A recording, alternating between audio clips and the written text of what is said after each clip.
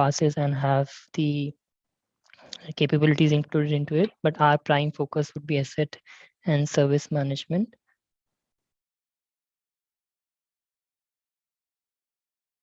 So now this is a tabular view to help our audience understand that how the SAP S/4HANA asset and service core have evolved over the years.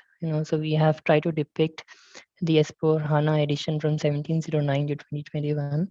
So across each innovations that has been shipped, a lot of new things have been added, like in services, new organizational model in service have been added. Similarly, you can do ad hoc billing plans and service contract management. You can do service transactions where issues, prevent completion. You can monitor. You can integrate your in-house repairs with the service contracts. Similarly, asset management has evolved over the year from scheduling in-house repair streamline to machine learning based suggestions for damaged code or object part in notification to maintenance technician. So we'll take you through these innovations, along the process, and we have some demos also scheduled to help you understand how the in-house repair or how a recurring service can be ordered in the SAP S/4HANA systems. So now we'll begin with the service core option. Okay. So as you can see, you can see that we have the main service deliverable, that is service master data and agreement management, service operations and processes, and service path management. So these are all included in the SAP S/4HANA license. And there are other shipments available like subscription order, financial shared service management, which we call FSM. Basically, they are SAP S/4HANA LOB apps which needs additional licenses.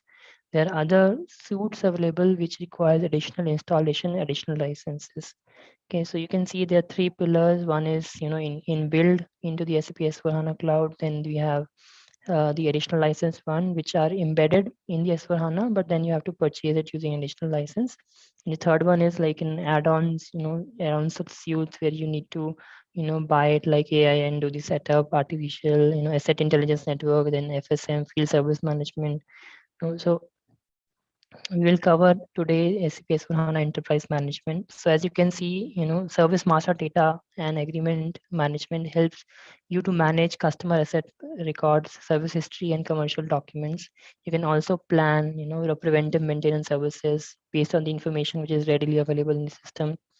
And not only manage and plan, you can also monitor your operations and business outcomes. So it is very important for any organization not only to manage and plan, but also to monitor to see what are the bottlenecks or how the operations or the services are performing, where they can reduce time or where they can prevent or faster delivery of services can happen. Similarly, we have service operations and processes where you can engage with your multiple customers for the requests, complaints, interactions. You can combine services and products as a packet solution, and then you can perform all these services effectively and efficiently. Similarly, we have service parts management where you will require the service parts, maybe for in-house repair, maybe you need to procure it for outside, warehousing integration with core capabilities management and finance functions. Okay, so we'll cover the basic, SAP S/4HANA Enterprise Management in the coming slides. So you can see that we have, service management details, service master data, and service parts management. You can see the, you can create a service management overview where you can see the dashboard, where you can see the services, what are the incomplete service order, what is, the data can be filtered on various criteria. Similarly, you can see the maintenance plan. So if you see the service master is divided into service maintenance plan, service contract, service monitoring, technical assets, and history. So technical assets, structure, and history actually provides the precise information on where the customer location is and where it is installed. So there could be a case where you are giving your equipment and they're installed on the customer location. So it becomes important for you to understand, where your customer, where your, equipment is, where it is installed, and maybe powered with IoT. Okay, if the particular threshold of a value is going below, you need to have a service order or a maintenance order created in your system where your agent can go and do the repair. So, uh, equipments combined with IoT, intelligence and machine learning can reduce the time drastically, and you are able to provide your customers, a service on time, which ultimately leads to a happy customer. Then you can also plan your services. So one is ad hoc maintenance, and the other is planned maintenance, where you can plan your maintenance is like there's a shutdown, there's a turnaround. You can plan as these activities so as to you reduce the risk. Your end user is aware that these scheduled activities has to be done. Similarly, any service, it is generally required in contract. You order in contract, you say, okay, I want this service to be done this month of the year, or probably this many times of the year, say for a car service every 6 monthly, or probably kilometer wise. So you can create your service agreements, price arrangement, customer entitlements, all those are SAP S/4HANA is capable. And finally, like I said, service monitoring analytics plays an upper hand, because delivering and performing service is one aspect, but knowing how you're doing in that area, to cut the competition, to to give the services on times to the end user. Similarly, we have the service part management, where you need the spare part. You want to have the stock availability, you need to procure it from the other systems. So that service part management is also available in the SAP S/4HANA. Mm. Next, when okay, now what service operations are available in your SAP S/4HANA. So, when I say service operation, it could be a service order management, where you have to do a service. It could be an in-house repair, where a customer walks in, say, it with a mobile or any equipment, and say, okay, I want you to repair it. And then you perform a pre-check and say whether it can be repaired or not, and then if it is repaired, you assign a technician and do the in-house repair. Or it could be service, billing, fulfillment, customer engagement. So different tracks we are covering, and it helps you to create track and manage service request with full visibility of current and historical service agreements and activities. It also provide you an updated information on the service history and equipment configuration to do your daily service work. You can plan your in-house repairs effectively. Like I said, you can plan, you can assign the technician, you can see the availability of the person, and then you can assign using FSM, field service management. You can schedule your parts, provisioning, service work. So everything is possible, streamlining your business processes in the system. Okay, so here you can see there's a screen where we are doing the in-house repair, and we'll show you a demo also, how does an in-house repair activity can be performed into the SAP S/4HANA cloud. SAP S/4HANA. So yeah, so basically now service is more than support after sale. So you understand that it is not just selling a product and then doing a service. Service also plays a very important role. So if as a customer I think I'll not only buy a product because it is available on the shelf or in the market, but I'll also take it because of how the after sales support, or maybe the service on the ongoing tenure of the product is. So when I myself purchase the product based on these factors, it's very important for your customers here, for you to buy any product for on the basis of the what services provides. And when we say service, for the customer, he can avail this service using a self-service option, or he can call an engagement center to have the service, or he can schedule a field service representative visit. So these are three entering points for any customer to enter, either through a self-service. It could be a Fury app, you just raise a complaint. There are a lot of apps, you just go there, you say, okay, this is my problem, or this is I want a service. Or you can call engagement centers, or probably you can directly talk to the field service. So once you are in the integrated with these mechanisms, then the various service aspects are taken: planning, repair, maybe in-house, assigning, billing, invoicing. So service plays a central role in any organization. Okay. So now we'll see, what are the core operations, what are the customer services. Like I said, SAP S/4HANA, these service operations form the heart of the service core area. So quotation, service, repair, maintenance, contract, billing, finance. So for any organization, it is very important and imperative to perform the basic service operations. Now, since you are performing service operations, you want, also want to enhance it, or I can say, multiply your effectiveness in providing the service operations using the field services. You want to see, okay, which technician is available, at what time I can dispatch him, so that there's no contradiction of the uh, technician who is assigned. So if you assign a technician and later you have to change his date of work for that particular service, it will ultimately lead to a delay in the customer service. So field service also plays an important role. Similarly, this is further supported by customer services. So like I said, how can our customer be there, can reach out and create the repairs or service or maintenance. It can be through a chat, it can mean email, it can mean IoT. In IoT, like I gave you an example where we have given our equipment to a customer and we say, okay, if the water purifier value goes down below this threshold, then you should trigger a maintenance order. Maybe there's a purity, some, we can define this in AIN, artificial intelligence network, and based on that, we can automatically trigger the service operations, and from the service operations, then we can identify who is available and give the service. Okay, and then the whole component is powered by analytics, where we need to see how, like I said, how we are doing, in what way we are doing, in what area we are doing good, what orders are getting delayed, who is performing the service in a better way, or whose orders are getting delayed. So all those insights are really important for any organization to proceed in streamline. So like I said, we'll deep dive into some of the important topics into the SPS for HANA service. And the first one is the in-house repair management. So we can repair services in-house for the products and asset return from the customer. So I already gave an example, like for example, the mobile phone, and the customer walks in and he wants to have a repair.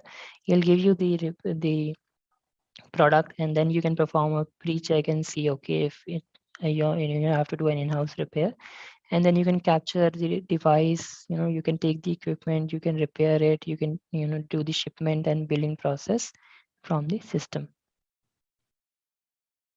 So you can see you have a service quotation, we have a service order and a billing request finally created after you have done the pre-checks.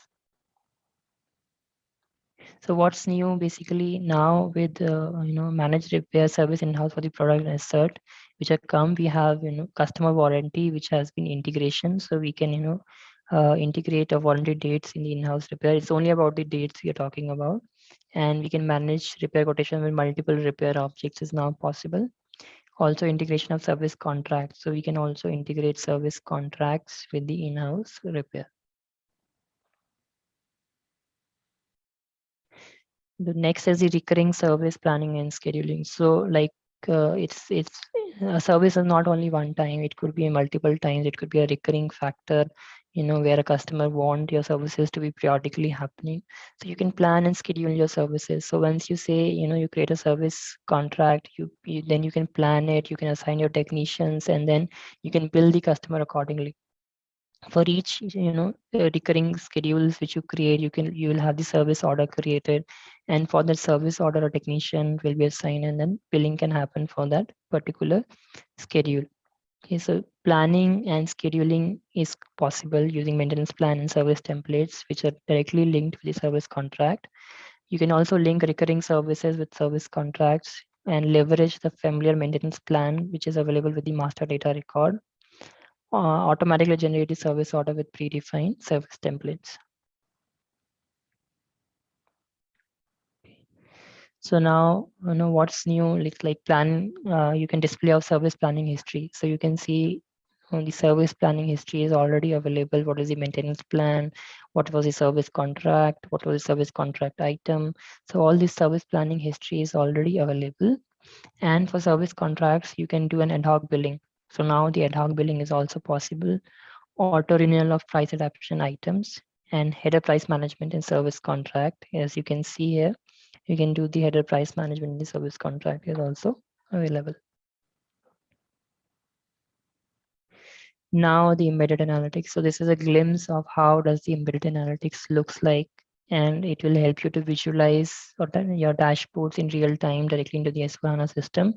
It'll help you understand where you are achieving your targets, what is missing, what is missed, how you can improve it, and you can personalize these dashboards as per your business needs. So you can see the real-time analytics available for contracts, services, customers, finance.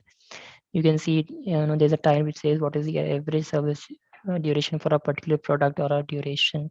Then you can see what are the incomplete service orders and what are service contracts and what are overdue service orders. So these analytics will help you run faster in your service operations. Now the important thing is the solution quotation. So it is like a customer, he wants a service. So suppose he wants to buy a product. From that product, he wants to buy, a service also for the installation. So when we buy something, we not only buy the product, but we got a free installation service also.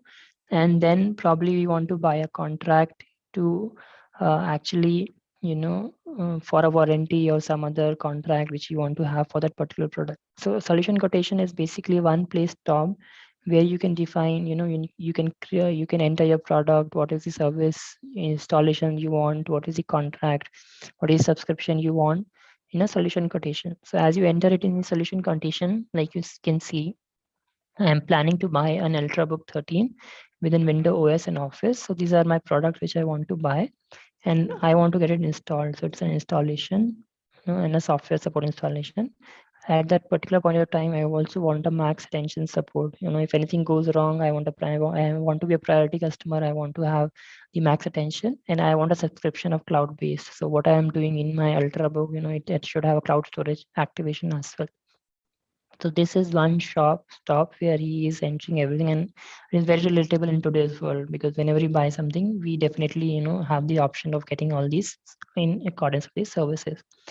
Then the order management comes, where the individual sales order, service contract, subscription contracts can be created, and further the fulfillment of that order, like the delivery, service, subscriptions can be done, and finally you do the invoicing any system. So this is one example to show you how we can combine everything in a solution quotation and then smoothly flow across the various channels of order management, invoicing, and accounting.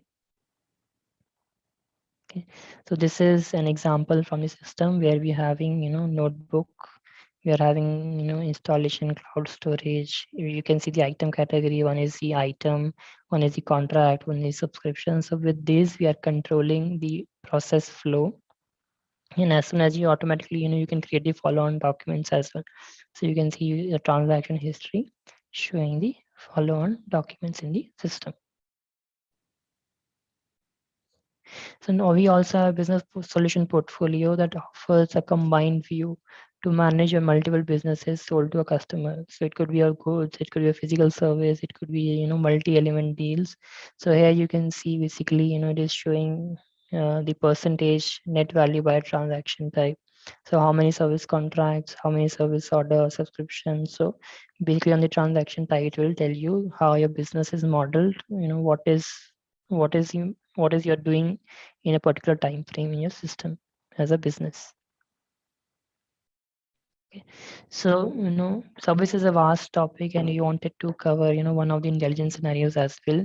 So let us take business problem. So a representative or customer representative will get a lot of emails via chat or maybe directly into his email box saying that we have this problem.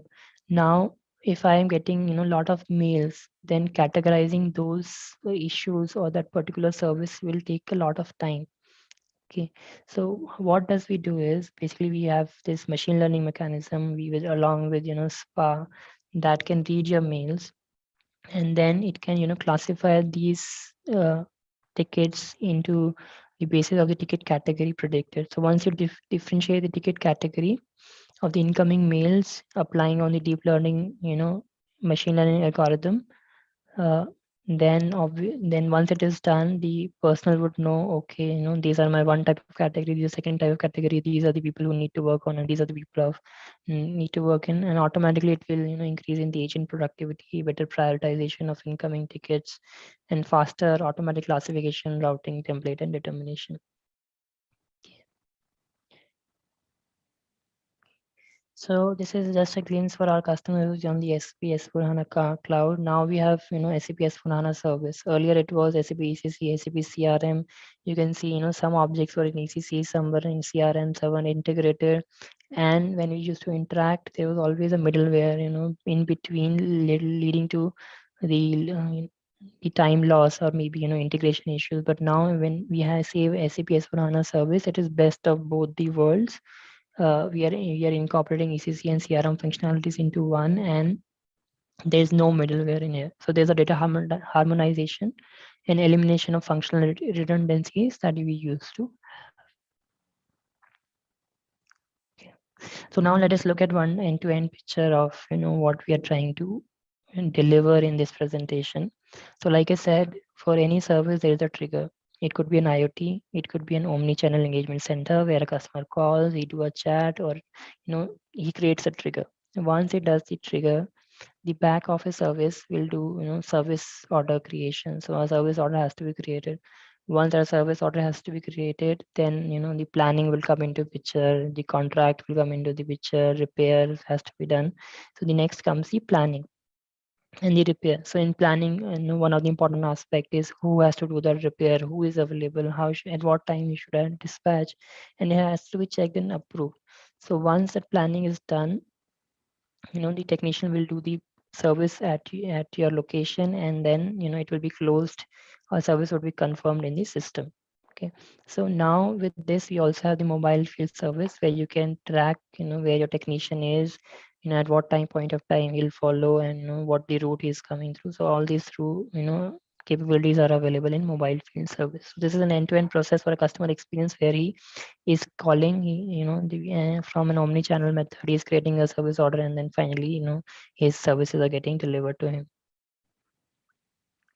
So this is the evolution path for SAP CRM, SAP S/4HANA services. So I'll not take much of a time. Like earlier, it was SAP S/4HANA CRM and its service, customer services. Then with 1709, CRM became the SAP S/4HANA service with the customer managed add-on, and a customer service was separate. And then the add-on was gone. Everything became SAP S/4HANA service, and they were separate service in 1909. And then it became the S/4HANA service. So in 2030, we are planning to integrate everything into the SAP S/4HANA service. So now I'll quickly, walk through a demo in the system for recurring services. So, let us take an example that we want a particular service to be delivered in particular point of time as a recurring services. So a customer service management will create a service contract and update the service template. So once it does that, the service planner, who is responsible for planning, will create a maintenance plan. Service planner will then create the mass schedule maintenance plan. A service order will be automatically created. Now when the service order is created, the service planner can view these logs generated during the maintenance plan. He can see, okay, what person I have to assign for doing the service, and once it is done, the service manager can complete the confirmation of the services that has been done. So I will quickly take you into the system to show you.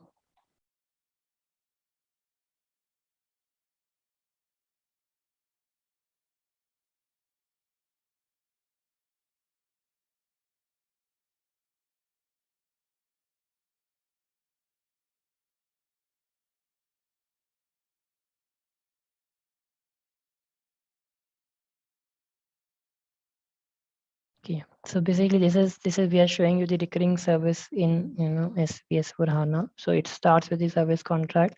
Like I said, the service manager would create a service contract. He will log in. So in our case, he's logging into the system, and then he is going into the service contracts. He will create a service contract. He'll choose what type of service contract has to be created. So he'll create a value service contract. he will enter the details of the service contract, who is the sole to party for which the service contract has to be done, who is the contact person from our team, who is responsible, and then he'll enter the item details. So service contract is one, and you see the product category service contract. So we are saying that we are creating a service contract for quantity, and we'll release it. So as soon as he release it, the service planner will come into the picture. We'll also create a service order template for this. So he'll choose what template he has to choose. He will choose the service order template. He will enter the details, which is required, like the product he requires, what service he wants to have with that particular contract. He'll create the start date, end date, and then he'll release this. So once he's released this, so he's created a service contract and a service order template where he's saying, okay, this contract, we are providing this service to that particular end customer. Now the service planner will log in. Okay, service planner will create a service maintenance plan. So he's selecting, which plan we have to create. So he'll create a service order, and then he'll choose the multiple because of the contract. He will enter the details for the maintenance plan. So he'll enter the equipment for which the service has to be provided. He will enter the contract which was created by the service manager. Here also, he or she will enter the service template here, linking everything. And then finally, you'll set the priority of this particular service maintenance plan, and you'll enter the details, service start scheduling, how much scheduling, all this information which is relevant will be entered. And once done, you will save it, the maintenance plan. Okay. Now the maintenance plan is there. So the service order is created template. We have the plan in place. Now we'll do the scheduling. Okay. So the service planner will again do the scheduling. We'll create a maintenance plan for it. So the plan is created, and automatically as per the plan date, the service order is created for that customer. Okay. So you can see the service order here in this particular app. What you can filter out by the date, service ID, organization, and you can see that the service order has been created for that particular. Now once the service order has been created, the other processes will remain in similar fashion, where your technician will be assigned, you will do your services, a confirmation will follow, and then finally will invoice a particular customer. Okay, so this is basically our service demo for recurring service. And then we have the in-house repair. So the next demo we'll see in the system is for the in-house repair. So I've been talking about in-house repair, in our slide, saying that, we have to perform a pre-check, then we have to plan the repair, then we have to prepare for billing, and then we have to bill that particular customer. So let us see, how this actually happens in the system. So a customer walks in and he says, okay, I want this particular equipment to be repaired. So for what I'll do is, once the equipment is in, I'll I'll create an in-house, repair for that, and it will be pending for a pre-check. So there are two options. I can start repair, or I can return to the customer. So based upon my pre-check, I will take a decision whether I need to start it or I need to return it to the customer, because I cannot do the repair. Okay. So I'll say, okay, I have to do a repair. So a repair order is created. I can go and see the repair order is there in the system. Okay. Then I can plan my repairs. I have my in-house repair. I can go inside that in-house repair and I can add the items, which I need for that particular repair. It could be a product which I need to procure. It could be a spare part. It could be a service. So I'll enter all those items which are required for successful repair of that particular product. I'll release it. Okay. So once it is released, for those I need to procure, product. I have chosen the item category in that way. It will automatically create the purchase requisition. So for those which I need to procure, I'm creating a purchase order here for an automatic PR which has been created, and I'm procuring the spare part SRV03. purchase order has been created for that particular system, and then I'm doing the goods receipt in my system to get that spare part. Okay, now it is done. So you can go back to your in-house repair and you can see the history as well. So if you scroll down, you can say that you created a purchase requisition, a purchase order, and a goods movement. So it has been done for your spares.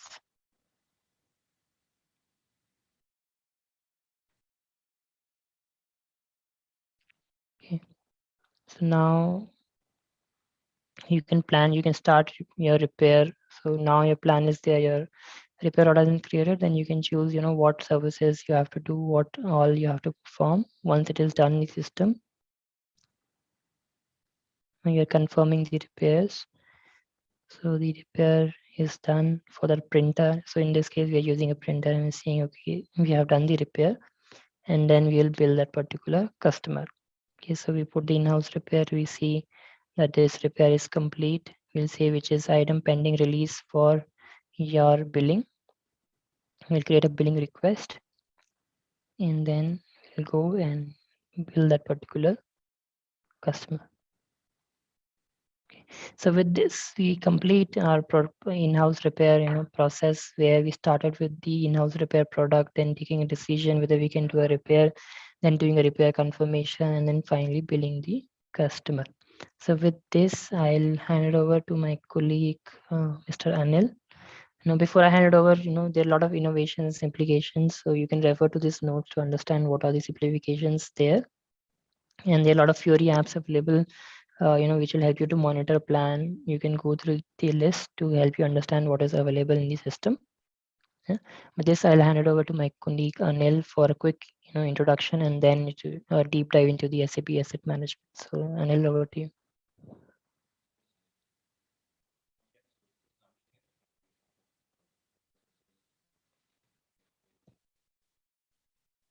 Anil? No, we cannot hear him. I'll just check. Yes.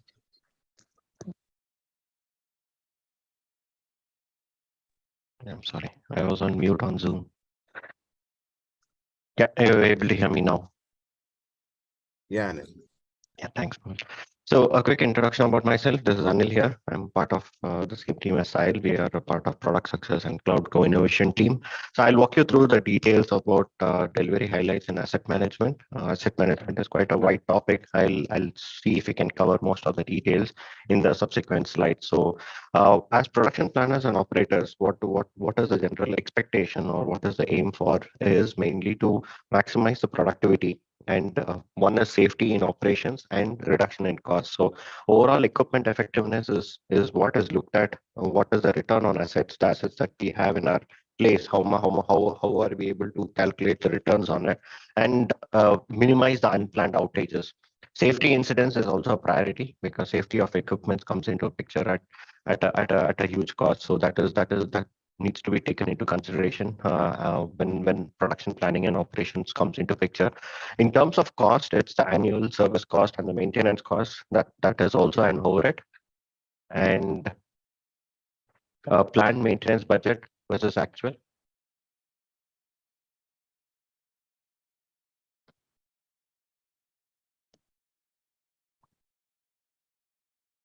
So am I sharing? I mean, you are able to see my share file? One second. Sorry for the technical glitch. Just give me a second. I'm on mute.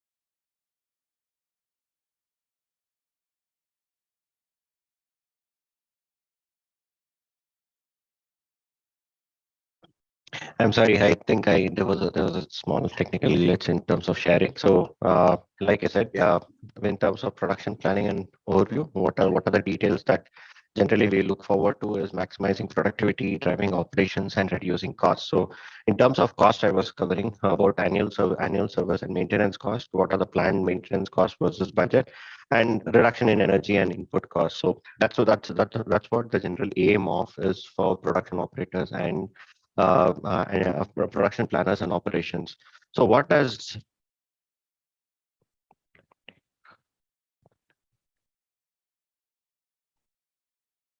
Yeah. So what does intelligent asset management cover? Intelligent asset management is a suite of solutions that brings collaborative asset intelligence to equipment maintenance and operations. So there are a gamut of solutions that are under this umbrella with regard to asset performance. It involves mobile devices at the outer. And there is asset operations and maintenance, which is the core. So within the intelligent asset management, there are two aspects. One is asset operation and maintenance.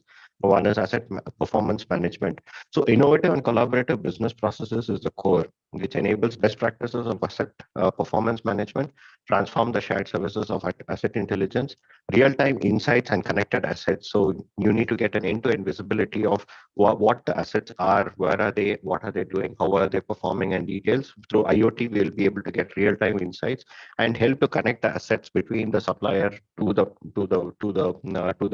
manufacturer, to the production planner, and the details. So predict, optimize, simulate, and prescribe. So you drive smarter decisions. You will be able to predict what are the assets maintenances are required, like you do in predictive maintenances. You will be able to optimize the maintenance requests that are coming in, and the performances, and you'll be able to prescribe in terms of what annual maintenance plans are required.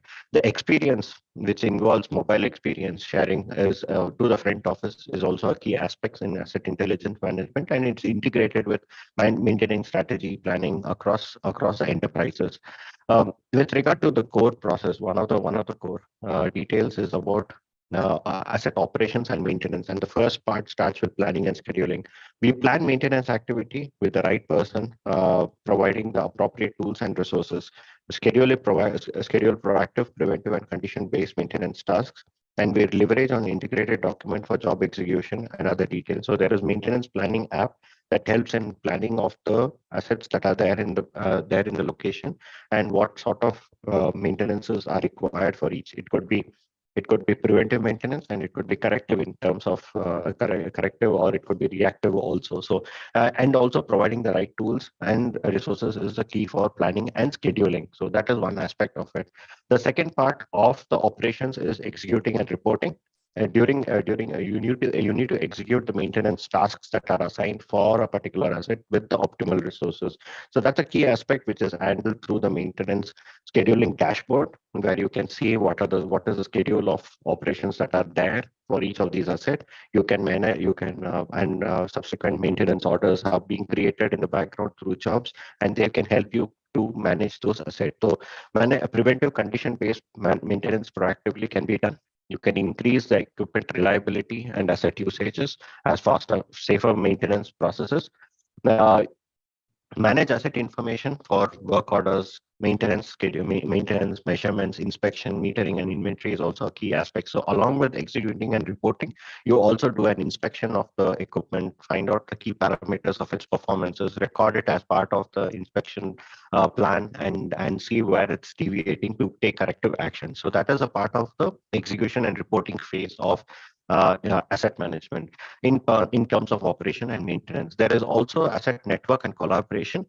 Through the asset network and collaboration, you are establishing a asset information collaboration across a business network. So you can have this asset shared with a partner or a customer. For example, if a company is into renting a particular equipment to or is renting a particular equipment, and you still want to know how the equipment is being performed, so you actually have a three-way view of it. So that this business network collaboration in asset helps you to get that view, so you know what the supplier, manufacturer, operator across the networks are doing with that particular asset information.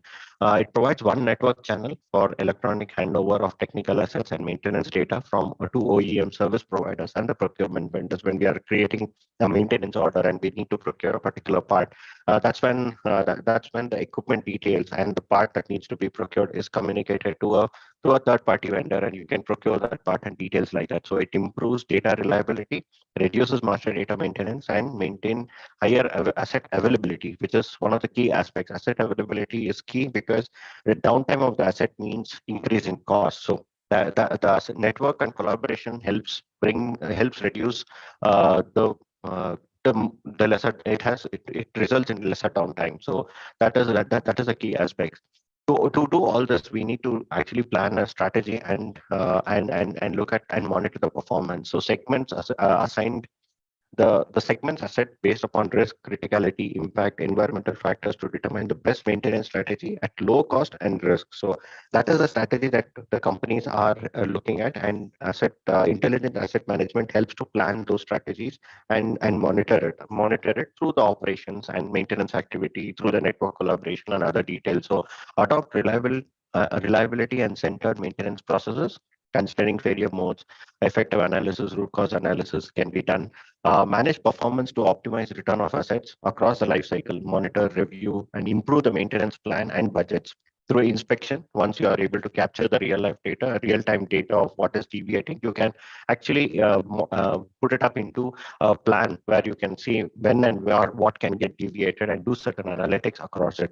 Reduce bottlenecks and improve decision making through the analytics app that is available and the details of the asset performance apps that are available. You will be able to monitor the asset performances and be able to capture what is deviating, when it is deviating, how it is deviating, and take appropriate corrective actions. So risk and criticality assessment is one of the app that is available as part of asset strategy and performance that can help you build up a strategy for maintaining a particular asset within the organization. That said, there is other health prediction and optimization, also part of asset. So optimizing the availability of asset by using predictive maintenance is one of the key things, and Internet of Things, and with availability of Internet of Things and machine learning, you will be able to do a predictive analysis and then do a predictive maintenance of a particular asset. Collect sensor data from the physical assets to do the predictive failures. Now with sensors available and data from the sensors can be used effectively in calculating what can be done, when it can be done. Initiate preventive countermeasures that trigger services and maintenance order. Optimize asset performance with a closed loop maintenance and services. We can create a physical twin, a digital twin of the industrial asset based upon the real-time and predictive engineering analysis. Like you see over here, you can actually have a windmill which is performing.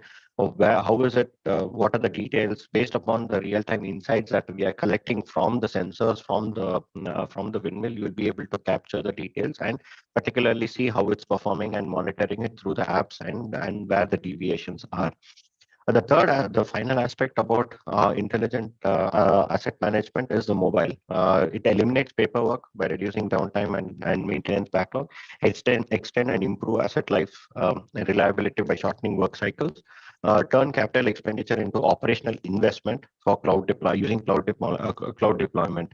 So reducing downtime and maintenance backlog is one of the key. Extending and improving asset life and reliability is another key, and turning capital spending into operational investment is the key. So, and mobile devices gives a free hand to the operators and the resources who are handling the equipment to communicate the real-time information that is available on the details into the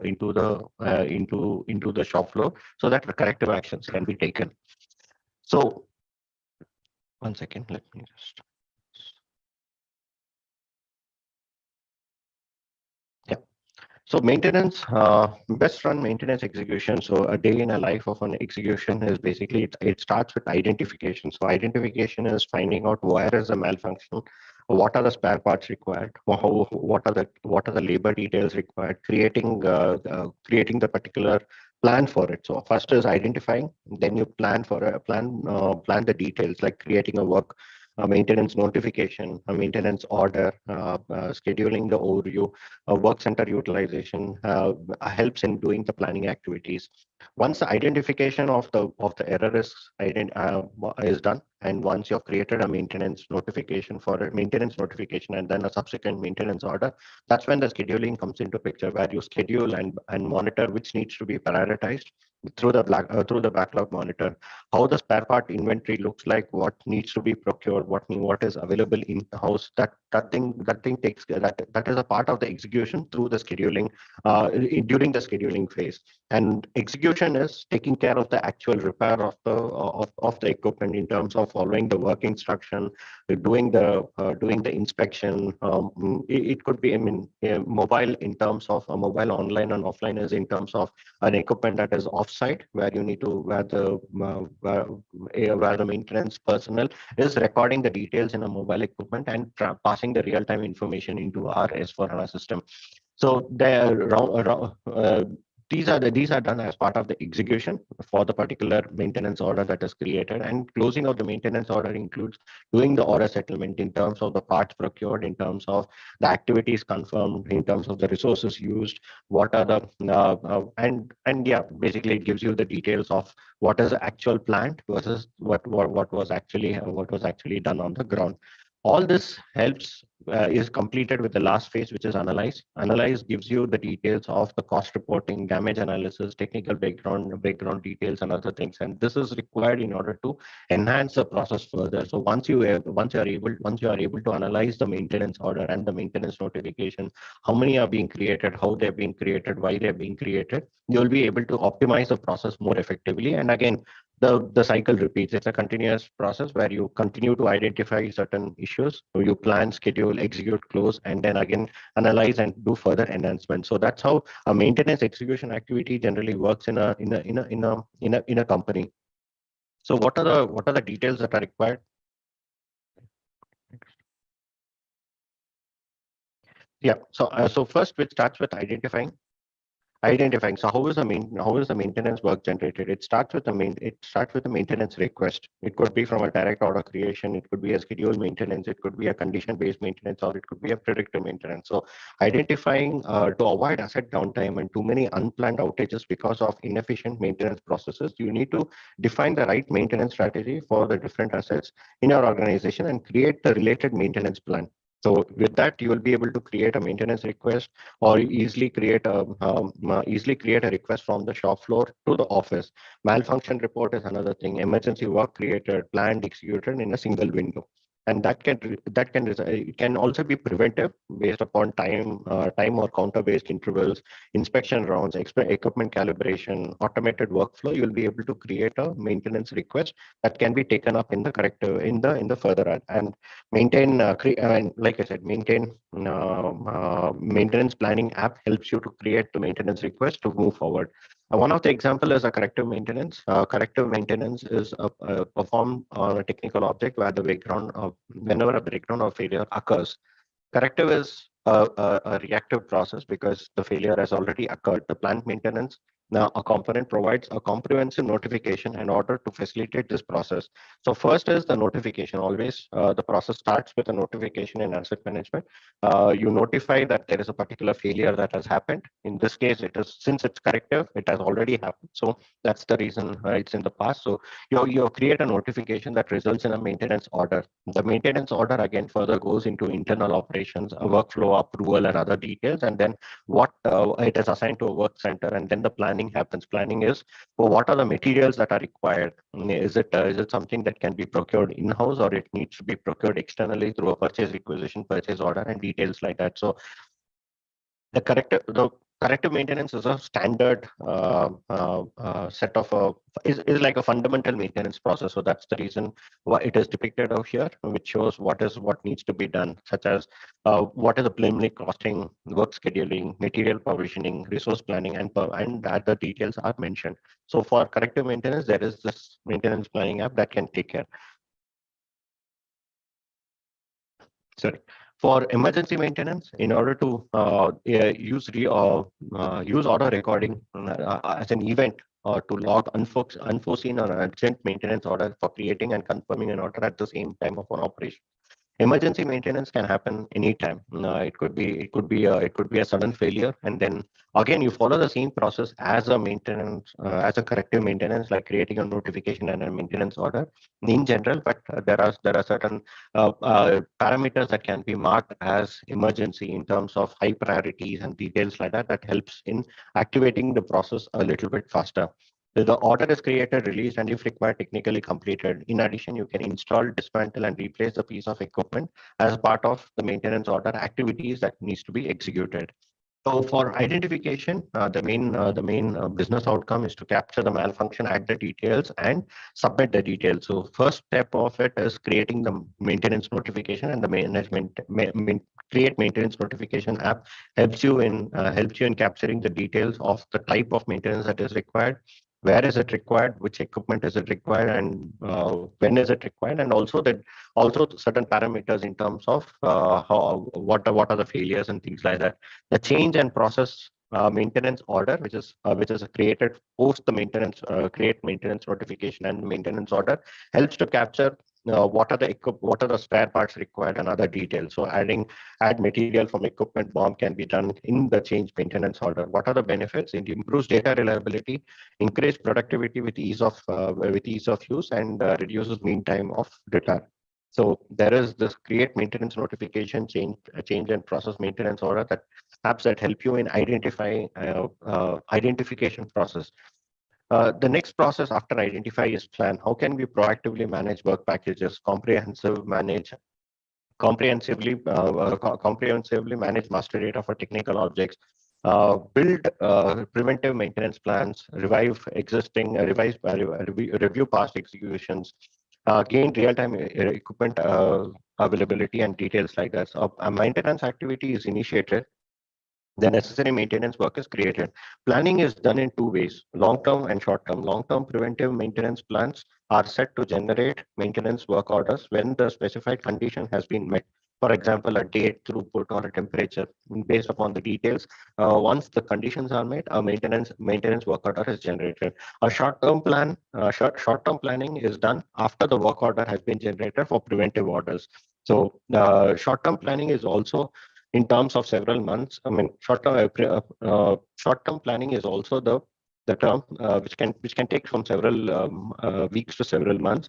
And then there is this corrective maintenance, breakdowns, rear end failures, and etc. The work order now needs to be planned, which when tools are required, what spare parts are required, when it needs to be dispatched, and other things. Planning is made for single resources, that is technical or on a work center. So there is location, equipment, spare part details added into the maintenance order as part of planning. What are the tasks and operations required? How much time is it going to take? What are the tools, skills required is taken into consideration as part of planning. Like I said, one of the subsequent process is the preventive maintenance. So preventive maintenance supports the process of planning the scope and time of maintenance work order for inspection, maintenance, and repair in advance. That's the keyword, in advance. So through IoT devices, you will be able to get the real time information from the equipment and see if it's deviating from the standards, and immediately trigger a maintenance order and do a preventive maintenance of it. The maintenance order and the operations remains the same. Again, it follows a maintenance notification, it follows a maintenance order assigned to a particular work center. Then there is planning activities, whether the product need to be procured internally, externally, and other things. But prior to the notification, how the notification creation happens is what it differentiates from emergency, corrective, and the preventive maintenance. Uh, for the planner, there is what are the business outcomes? There is the planner dashboard, there is backlog monitoring, there's spare parts monitoring. So maintenance overview page as a whole gives you the details of what are all gives you a comprehensive view of what are the details required. So for example, in the maintenance overview page, you can see what are the overdue orders, maintenance orders that needs to be acted upon immediately, and which stages they are, how many purchase requisitions are pending and still not approved, which will affect your maintenance order, and your maintenance activity as such. So the notifications that are in screening, all these will be able to view through the maintenance overview page. Notification backlog is another app that will give you details of, like I said, how many notifications are pending to be acted upon. It could be corrective, it could be emergency and things like that. The emergency gets more priority because it gets prioritized in the backlog. And then there is maintenance planning, spare parts, and purchasing process as part of the maintenance overview page. Business benefits, again, it improves visibility across the maintenance job, it decreases the cost of operations, optimizes spare part inventory, and insights in action. So you, as a planner, you will be able to, as a production planner and an operations person, you will be able to view what are all the details happening across all the equipments in the particular location. Uh, the the third aspect is scheduling. The next aspect is scheduling. So scheduling is a part of the actual activity that happens after the planning in terms of creating the maintenance order. So like for a schedule to happen, there are four aspects that are required. One is you require resources.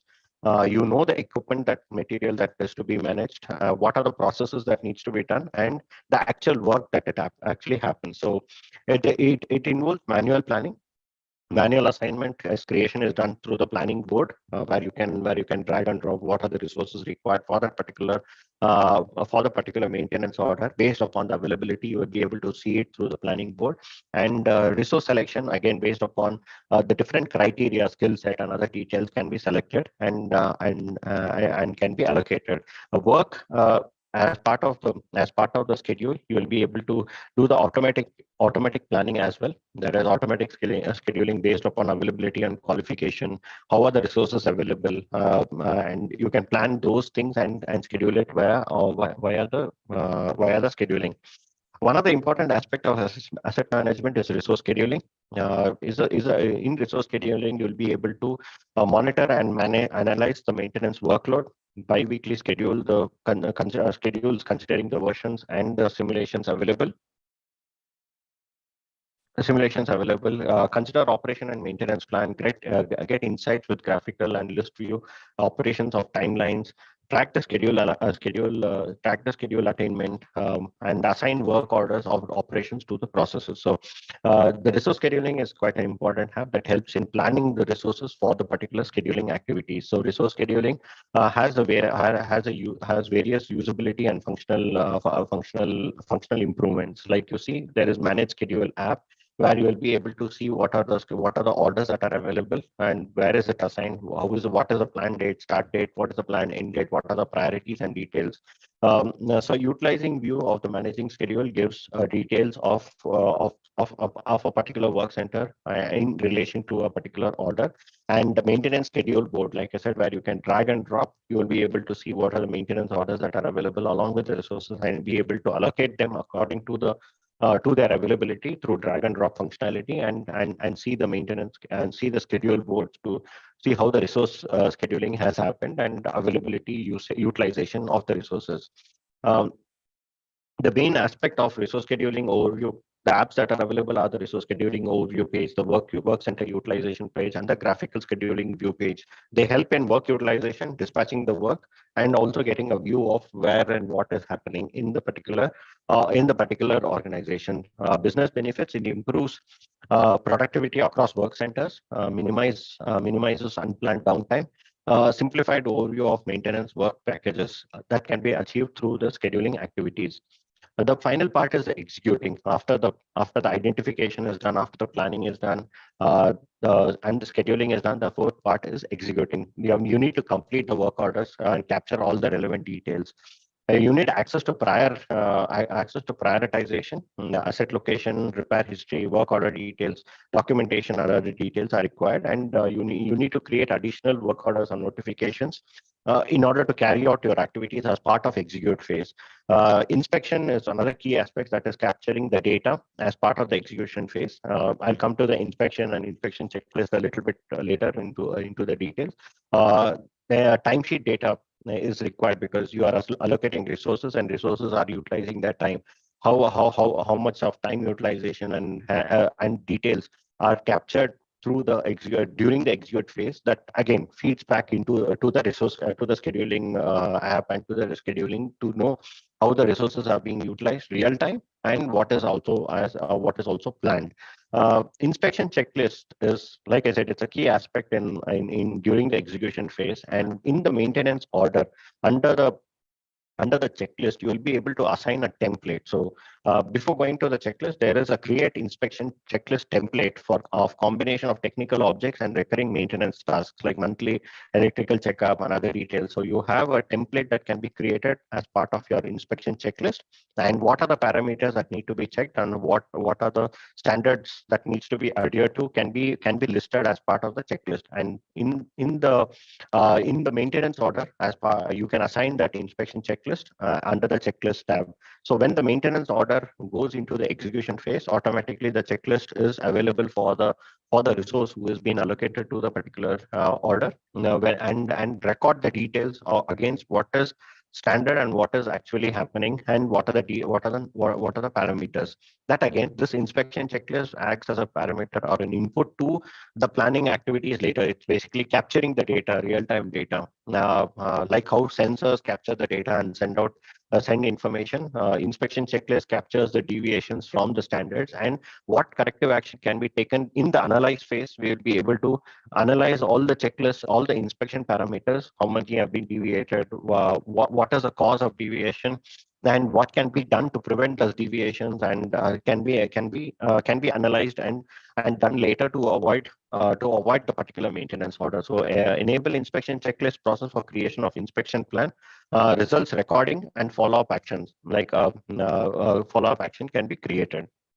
So basically a work order and object list is available. Inspection checklist is added to the work order, to the maintenance order, and the results recording is done, and completion and follow-up actions is to execute the follow-up actions for usage and decision and inspect. So that is a part of the inspection checklist, which is a part of the execute phase and a key aspect in terms of your regular activities.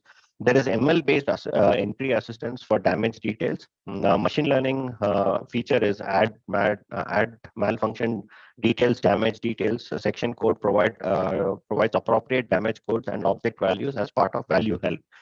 Using machine learning algorithms to propose most likely damage codes and objects. So when you're performing a maintenance job, automatically you will be able to see, based upon the defect code and the defect details that are added and the analytics that is run in the backend through the machine learning, you'll be able to see the confidence in terms of the malfunction. So the confidence is here, it is shown as 97%. So when you perform a maintenance job, in the maintenance performance job, you will be able to see what is how sorry, one second.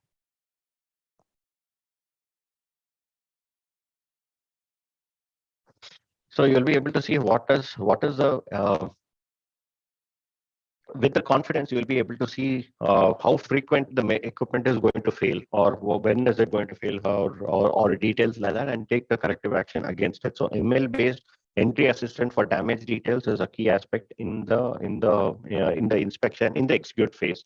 The last aspect is the mobile asset management. It increases productivity, safety, and asset reliability. So along the operations and maintenance, in the maintenance order, maintenance notification, inspection, confirmation, all these processes are available as part of the process on the mobile devices. So the planner can do the planning, order planning, scheduling on a mobile device through the planner and scheduler app. The technician who's holding onto a mobile device and on the field will be able to review the work order, review the work and accept the work. He'll be able to perform the work, capture all the details as part of the work order, along with the time utilization, along with the equipment required, along with the spare part required, and close and confirm the work through the mobile device. Back office settlement also can be done in terms of order settlement and closure. So the overall umbrella of all the activities can be executed in the mobile, uh, along with basically you will be able to create all the details, and it will sync up into your actual equipment details. Final part is a close. How do we review and finally complete the maintenance activity is through the close activity. So once you're closing a maintenance order, that's when you take into consideration what is the material consumed, how much is the time consumed by the resources, and the order settlement. What is actual versus what is plan versus actual. So order and complete order and operation confirmations is done as part of the close activity. And once the order confirmation is done, these details are thrown into for financial accounting, financial settlement, and other details, along with resources utilization and other details are completed. So that is the final part of close.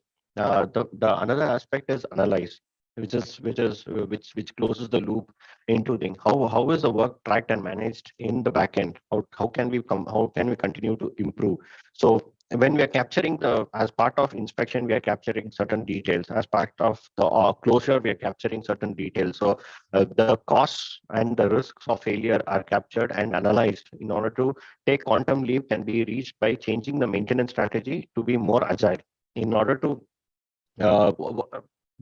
analyzing is basically being done to ensure that further improvements can be done in the overall maintenance strategy in order to avoid certain failures from happening and healthier assets so that there are lesser downtimes, and hence the cost of maintenance is also taken into consideration. For analyze, there are plan versus actual analysis, breakdown, damage analysis. What is the collaboration? Faster insights into action, single source of truth, reduce complexity with native collaboration. So actual costs are captured in a particular app. Actual maintenance cost is an app that you can see what are the actual costs.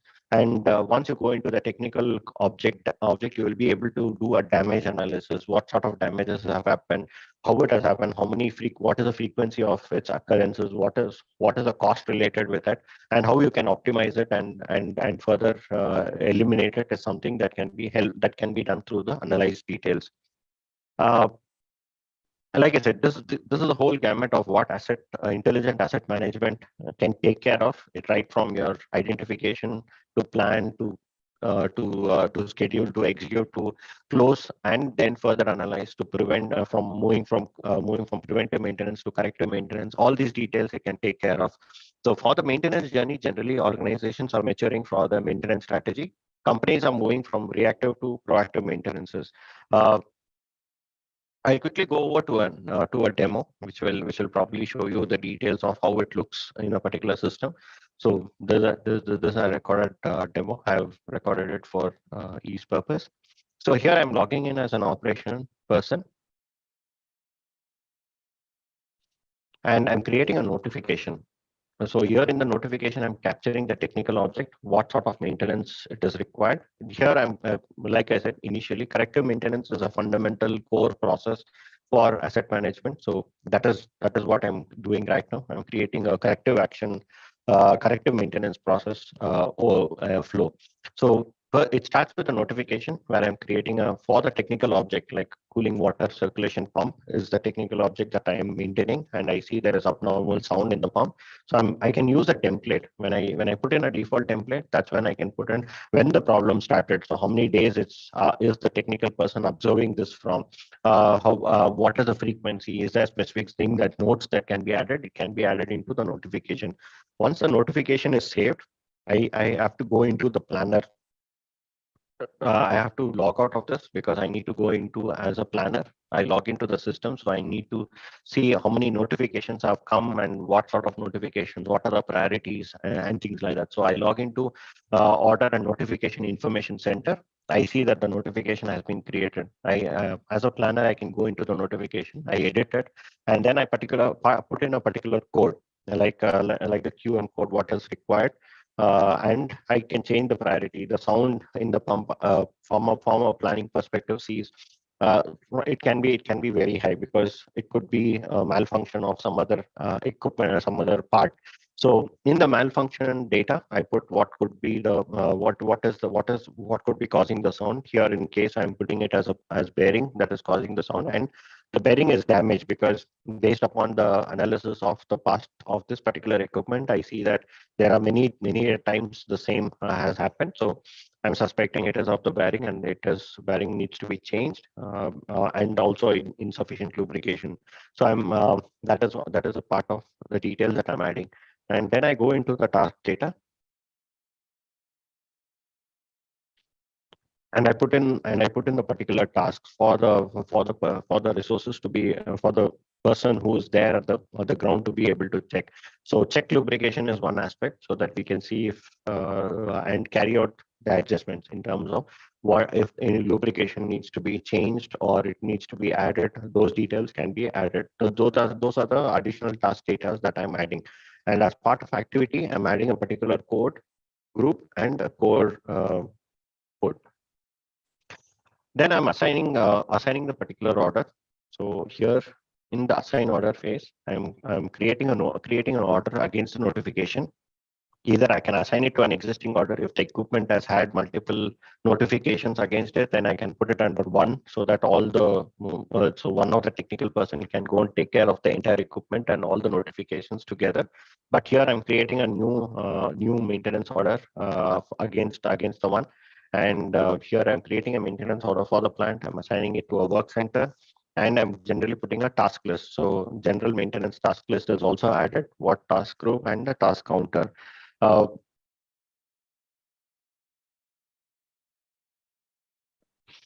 so here in the create maintenance order, I'm putting one of the material as stock material, whereas one of the material as a material that I need to be replaced. I'm replacing a grand screw, which is bare minimal, but I'm putting it as a non-stock material, and seeing if it can generate a purchase requisition.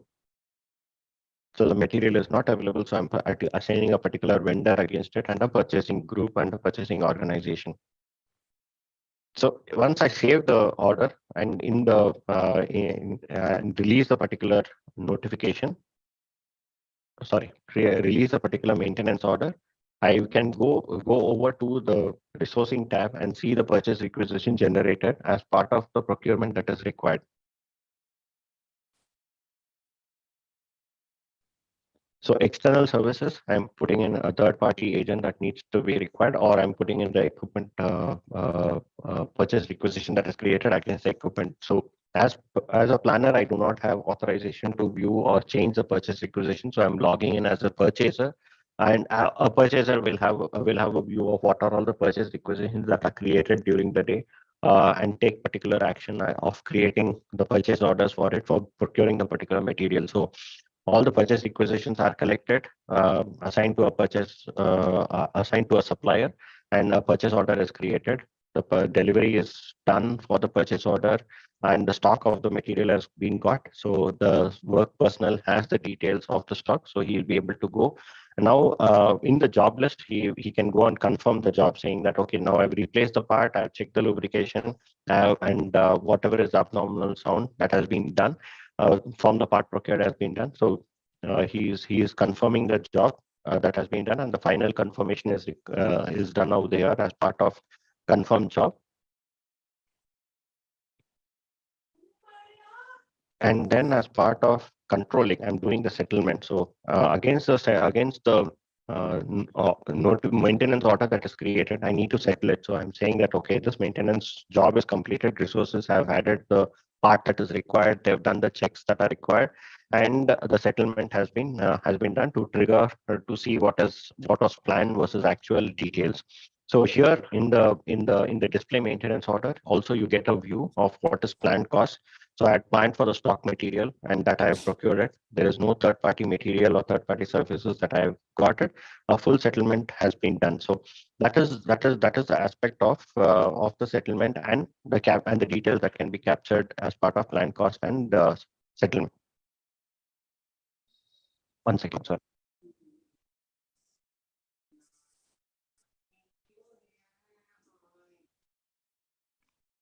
So that is the aspect of the end part. So like I said, there are many solution simplifications that are in progress and planned and available that can be looked into. And there are a host of Fiori apps that are available as part of maintenance, asset management, and some are new in 2022, which are marked in green, like maintenance backlog overview, and create maintenance request is also something that is new as part of 2021. But many apps which are specific to maintenance plan or maintenance technician and resource scheduling are available, which can be viewed out here. And there are certain aspects that are available as part of the simplification and notification. So that brings me to the end of the asset management part of it. I pause over here, and yeah, I have Sahil also with me in the call. We pause for questions or feedbacks, and then if not, if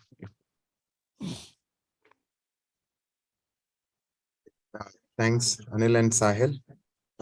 We are right now open for questions.